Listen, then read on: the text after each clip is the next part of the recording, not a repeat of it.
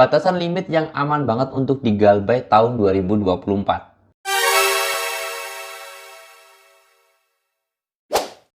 Assalamualaikum warahmatullahi wabarakatuh teman-teman semuanya. Pada kesempatan video kali ini saya ingin membahas yang namanya berapa sih sebenarnya batasan limit kita ketika kita pengen aman untuk melakukan galbay.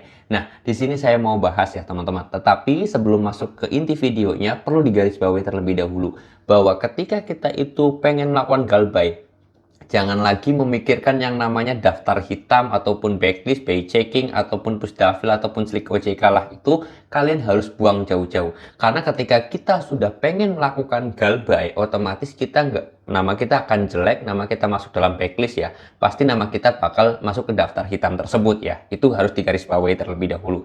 Terus kemudian yang kedua adalah bagaimana kita itu merespon DC ataupun teroran dari DC, ancaman dari DC yang datang ke rumah, itu kalian harus bisa siap menangani akan hal itu. Karena biar bagaimanapun, kalau kita itu melakukan pinjaman, ya ketika kita galbay terutama itu pasti akan didatangin DC kalau ada DC lapangannya untuk pinjol tersebut, atau pastinya didatengin diteror oleh DC, diancam oleh DC, itu hal-hal yang wajar. Nah, sekarang berapa sebenarnya batas aman ketika kita itu pengen melakukan galbay atau limit maksimal galbay kita itu yang aman berapa?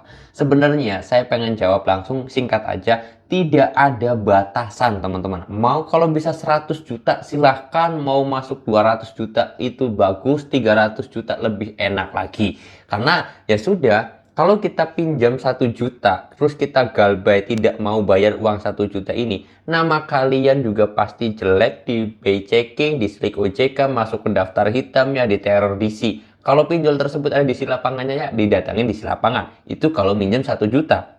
Sedangkan kalau kalian minjemnya 300 juta, itu juga sama. Kalian bakal didatengin DC, bakal diteror, terus kemudian masuk slik OJK atau masuk daftar hitam atau masuk pusdafil lah itu. Nah, itu semuanya sama. Minjem 300 juta resikonya sama dengan minjem 1 juta. Nah, kalian milih mana? Ya pasti milih limit yang jauh lebih besar kan. Nah, itu sebenarnya ada batasan limitnya nggak ada. Kalau kalian itu bisa mendapatkan pinjaman yang banyak, ya silahkan kalian melakukan pinjaman yang banyak.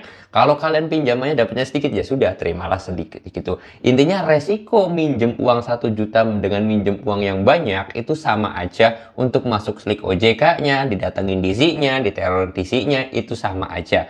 Nah, perbedaannya sebenarnya sedikit sih, masalah teror DC-nya.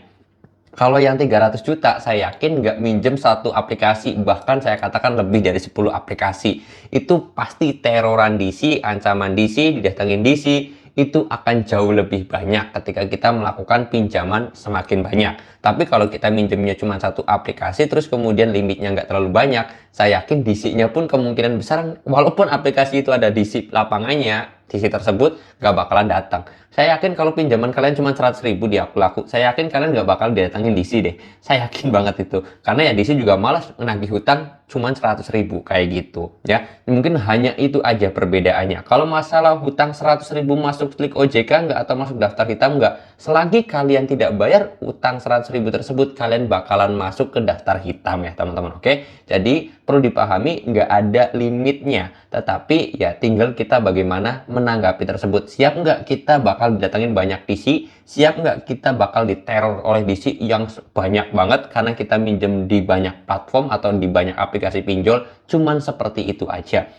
Kalau masalah didatengin DC ya udah wajar karena pinjaman kita juga gede. Kalau kita mau slik OJK atau masuk daftar hitam atau masuk pusdafil lah, itu ya sama aja, hutang 100.000 pun bakalan masuk juga seperti itu ya. Oke, mudah-mudahan video ini bisa menjawab pertanyaan dari teman-teman semuanya biar lebih tenang lagi, lebih enjoy lagi ya teman-teman. Kalau kalian itu ngerasa video ini bisa bermanfaat, silahkan di like dan juga di share ya ke media sosial kalian. Saya tutup dulu video ini dengan kata Assalamualaikum warahmatullahi wabarakatuh.